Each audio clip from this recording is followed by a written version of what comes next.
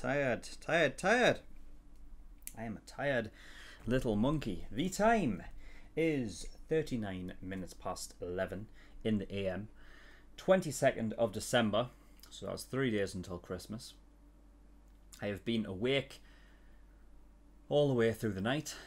My sleeping pattern is fucked. My hair is a mess, which is nothing new, granted. My eyes are red, which is every other video, so alright, take that one off the list. And as a little gift to myself, seeing as it's Christmas, I'm drinking alcohol, because what else would you be drinking at this time in the morning, eh, kids? It's quite crazy. Let's talk about crazy for a second. The fact is that just being the slightest bit tired, and people go off the deep end. Just people go insane. I mean, I'm just a little bit tired, and I mean, granted, you probably haven't seen me like this before. I mean, it's just nuts. This is just a little bit of tiredness, and I mean, if I was in, put it this way, if I was in a mental institution and someone was walking by and they, spotted me, clear view, they would have no qualms about me being in there. They would be like, yep, absolutely, he belongs in there. Because, I mean, it's just nuts, isn't it? It is actually nuts. Enough of the, pointless jargon. I don't even know what I'm talking about. And we got to get to work. So, without further ado, hello everyone, SirMonkeySuit here, back again with Fade Zero. We're on episode 7, and in the last episode, we had drifting, which I believe was the most important part of last episode. I believe there was a lot of story, there was revelations, there was so much to analyze in that opening sequence of drifting. I mean, I like how it, right off the bat, started off strong. We had a good, clear, like bird's eye view of this mountain range, and we're getting a lot in shot, right? And it's all dark, it's pitch black, it's nighttime, and you've got this sort of like this snake run road that makes its way like, embedded in the mountain but goes around it. Very nice. I love the clean left and right turns. And then, and then the car you see the car coming down into frame, the headlights are on, and it's just a great shot. And swerving from left to right, I think we have to kind of go back to that famous quote from Fast and Furious, is that if you go far enough left, you'll find yourself turning right. And I think that's the biggest lesson that we've learned from that episode, ladies and gents. Of course, I'm just talking absolute shit. I'm talking out of my ass. Yeah, even I'm just listening to myself thinking, what the fuck am I talking about? But yeah, on a serious note, because I don't want to think that people are going to be like, oh my god, look at the fucking state of this kid, and he's going to be what? He's going to be reacting to fate? He's not going to pick up anything. I know. Don't worry. I'm really accentuating this attitude for the sake of being on camera. But anyway, yes. So some of the main points was Tosaka and Kire wanted to possibly make an alliance with the other masters to basically gang up on Casta because he is breaking the rules. And that rule in question was using magic in public. So one of the things that I wasn't entirely clear of before that episode was the idea that this Holy Grail war thing was not like a public thing. Like, it wasn't something that everybody knows about. Instead it was, it's kind of kept under wraps. So yeah, that's it's going to be interesting to see how that plays out. I mean, I can't really see it happening, especially considering like the other thing that happened in that episode, which was Emiya destroying an entire fucking building that apparently had Kenneth and all that in it. So, I mean, as a story goes, I highly doubt that that's Kenneth out of the way, because you still have to end that, like, you can't leave that whole Saber versus Lancer thing open-ended. That, like, there has to, and also I think it would have clearly made a point to show that Saber healed if Lancer and Kenneth had died there. So I feel like obviously that wasn't the case. There was something that I wrote down when I was editing, which was something I didn't actually talk about in the discussion after the last episode, and that was that Kenneth was talking about alternate dimension magic, which I find interesting. And I wanted to talk about last episode, but I don't know why. I must have just skipped over it, and I don't know. It didn't appear on my radar when I was looking at it for the discussion last episode. But I'm kind of interested in it because Fate has so much regarding other stories in the universe, but a lot of shows take place in alternate dimensions, and it made me wonder if it was possible for the magic in that universe to actually link with another one of its shows. You know what I mean? It's a weird meta kind of like yeah, that's a weird meta kind of, that's something that I would never have seen before, but I like the idea of it. If they've ever pulled that off before, that'd be really interesting. But yeah, and also one thing I didn't talk about was when Kira was talking to Archer was he was talking to Kira, and he was and they were talking about the root.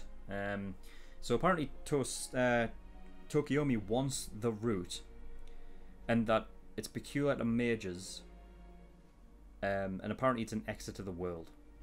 So I've heard. So I don't know what that means. If that's like also like, I mean, I don't know. Could that be considered a portal to an alternate dimension as well, technically, or what? I don't know. So we'll have to wait and see, I guess, because I'm sure that'll come into play later anyway. So yeah, I don't think we need to talk about anything else. We're just gonna get in episode 7, see what we get. So without further ado, let's go.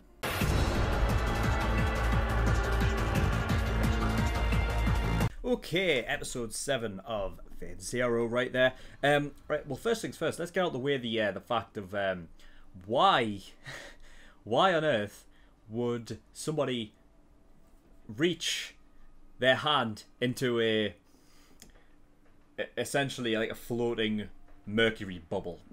Like, what are you thinking? I mean, yeah, I don't understand why you would do that. I mean, there's got to be fucking things in place to be like, yeah, you don't touch that shit. I mean, that's technically evidence, right? But okay, so he does it, and that sort of, I'm guessing, Kenneth has a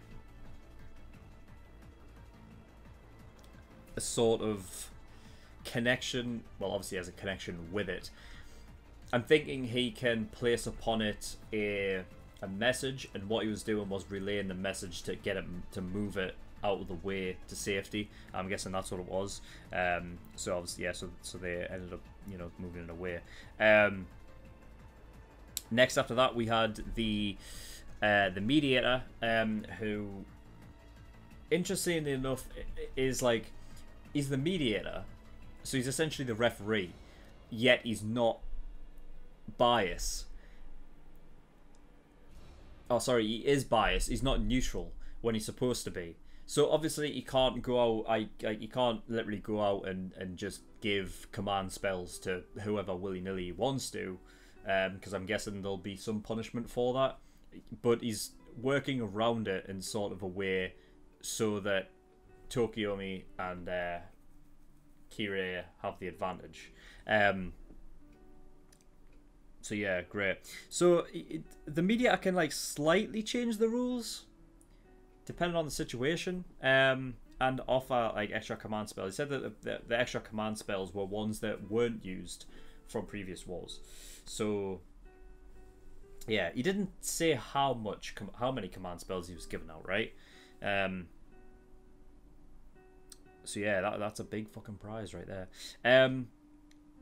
Fucking Ryder and Waver, they're like in their own little fucking like just sitcom slice of life show going on while all this shit is happening. Like, even like in the docks when they were having all of the fight and stuff, like Ryder seemed to be the one that was like, you know, just chilling out, like, and spectating it like it was some kind of fucking competition. And now their quest has become about pants. That's what it is. The quest for pants. Great. So yeah. After that, we had Saber and Emiya, and sort of the clash between those two being their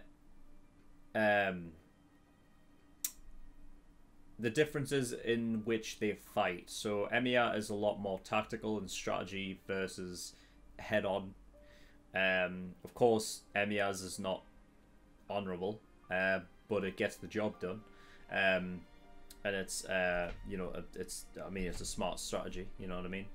But of course, you know, Saber's not gonna you know, like doing that kind of shit, even with one arm. It's interesting to me, like how. Well, actually, now that I think, I don't think it's. Nah, I don't think it'll be all that interesting actually, because I think I know exactly what would happen. I was about to ask if, like, you know, if it came down to. Oh, nah, you see, I don't know. Because for Saber, would she be fine if she knew that, like, for example, if Irisveel's life was on the line, and the only way to save her was to go with Emiya's sort of battle plan. I mean, this is a hypothetical. This is just way too much of a hypothetical in it, because that is like a very specific situation. So there's no real point to it. I'm just interested to see what she would do. Like, would she discard her honor to save someone's life? You know what I mean? I don't know. Before I started that thought, I was thinking like, oh well, maybe it's a case of like, well, no, she wouldn't discard her honor. But then I'm thinking about Saber and how like she sort. You know what I mean? And because I'm thinking more along the lines of like what Archer would do. Obviously, we know Archer, you know, would be fine doing that sort of trickery in order to win. I mean, I feel like he's got, you know, nah, I don't think he's not all that honor bound, is he? But yeah, it'll be interesting nonetheless. But yeah, we had those two kind of clash because their sort of differences in how to approach a fight is, you know, entirely different. Even with Saber being, you know, one-handed. So yeah, straight after that as well, Emiya was talking about running away, and I'm trying to think about what this could possibly be. Iri was talking about, like, you know, the fact that, you know what I mean, he can't run away. He can't run away from the Grail, and he can't run away from saving the world. I can't even think of what that could possibly relate to. I don't know. I thought it very interesting, his eyes. Because his eyes are... I mean, that's the eyes of somebody who's, like, you know, hypnotized. I mean, the children in this episode had the same eyes. But I'm pretty sure he's not hypnotized, though. But there's something with it, though, because you don't have eyes like that. I mean, generally, like, more often than not, it's like, you know, you can have like those eyes be a sign of somebody who's just dead inside, who maybe has to show a lack of emotion for the greater good, and those kind of things do link up with maybe what Emiya's trying to do. I can see that being the case. You know what I mean? He has to sort of do things for the greater good. I mean, that's kind of his story. What we know about him is that he's had to sacrifice like Irisveel for it, right? So that's something that he's had to sacrifice for the greater good, which is something that could be considered like that idea that, you know, he's dead inside, or he feels like he is. This idea, like, he talks about it with Irisveel about having to sacrifice her. Fuck, I want to go back. I need to go back. I need to go back to like episode 1, because I need to see what Irisveel looked like in that first scene, because there may be something with that. I've just thought about this. Does she have red eyes? Ah, she does, doesn't she? I don't know if that's a sign of her being artificial at that point, though. Somebody did mention, like... Somebody did mention, like, the idea that she's not, like, entirely artificial. Like, she's not, like, you know, completely built up from scratch. That she has sort of, like... I don't know if they... Did they say that she is, like, part human? But, like, so, you know, she's able to do all, you know, the things of...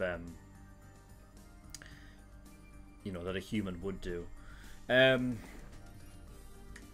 just interested because he said, like, you know, that the interesting thing is that Emiya specifically stated, like, in past tense that he's sacrificed Iri. Now, like, he's literally talking to Iri right there. So to us, like, it's not like she's sacrificed yet. It's almost like maybe the things have already been put in place for her to be sacrificed, and therefore nothing can stop it at this point. It has to happen. Like fate. Roll credits. So, I don't know. I'm guessing that's the only thing it could mean. Because, I mean, you know, the everything must be in place, like, and she can't... Like, that's all... Like, nothing can stop that now. She's already sacrificed herself for this, so... Yeah, I don't know. But yeah, him talking about wanting to just run away.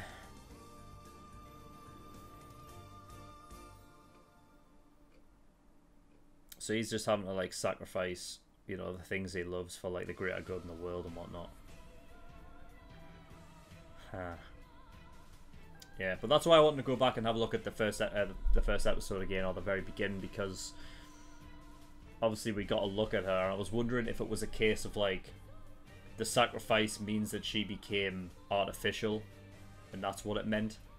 You know what I mean? So, like, obviously, if she was normal, giving birth to Elias Veal, and then the sacrifice was that, you know, she was no longer human, I guess. But no, I don't think that's the case. So yeah, so Casta came in, just walking on in with a bunch of kids, and he was using them as traps. I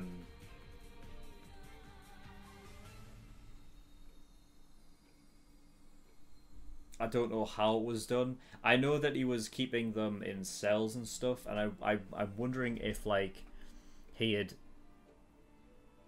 implanted, like, something in them so that was always going to be the case, because, you know, they were basically just traps. I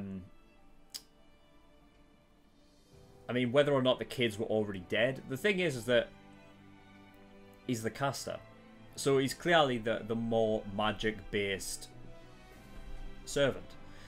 So I don't know the sort of extent of his power.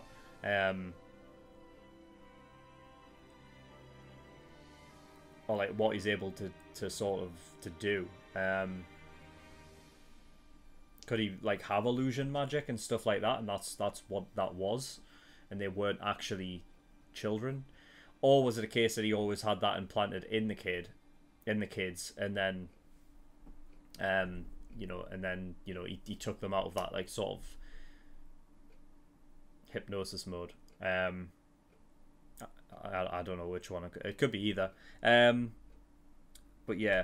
So, Casta's noble phantasm is a tome that is able to control hell's demons, essentially. I don't know the extent of that. I don't know if it means that he needs a sort of living being like the kids in order to, you know, essentially use them as individual demons. I mean, would you classify that sort of weird plant tentacle thing as a demon? I don't even know what it is, you know. But yeah. So one of the things I wanted to look at was I know this is French, and I can never get away with the French language. Compiègne,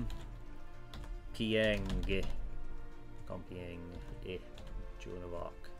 So this was in regards to religion or her god. It's something that happened here. So jump to, yeah, the siege.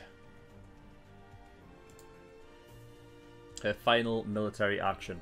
Her career as a leader ended with her capture by the Burgundians during a skirmish, a minor siege. So there was possibly an act of betrayal by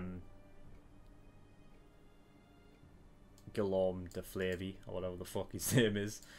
De Flavy. Which is Bluebeard, right? I'm sure. Or is it? I can't remember, because Blue... Oh, fuck's sake, man. All these fucking names. No, because he's... Yeah, he's Gillet de Ray, or whatever the fuck, right? Yeah, so he's not that guy. But, yeah, there was a possible act of betrayal from somebody. Alright, it doesn't really say much that I thought I was going to get. It just says that that was the end of her military career. Like, that'll be the last time she would ever hold a sword. It doesn't even say, like, anything about, like, she was killed or tortured or anything like that. It just says that she was captured. And that's it. So, yeah, I mean, I thought there would be something of, like, her... Because in this show, Bluebeard is essentially saying, like, you know, that God betrayed her or something, right? Like, that's basically his whole thing. Is like God isn't there to help you, right? And he never has. And then he was talking about this Compiègne place or whatever the fuck where her last, you know, where she was captured. So I was thinking, like, all right, maybe there's a story in which if she was captured, then maybe, I don't know, she looked to God for help and help never came or something like that. I don't know. But yeah, oh well, interesting nonetheless. So Emir, he's got magic of his own, which is definitely interesting. However, that is kind of like, I mean, he's the one that has Saber summoned, right? So if he's using magic and he keeps her summoned at the same time, like, that's got to take a fucking lot out of him. I mean, you could tell when he got away after using his like time accelerating thing, that he was like sweating and whatnot. I'm guessing that was from, because, you know, I mean, just in his line of work, running that far you're not gonna be out of breath. So I'm guessing it's because of him using his magic, and it taking a toll on him. But yeah, so he can do that, and he can also stagnate in time. So I'm wondering if all of his magic just is based around time then. Because we only saw two, and one of them accelerated it, and one of them stagnated it, which was cool, by the way. I love the fact that, like, it's sort of like it slowed down his heart to the point where it almost stopped.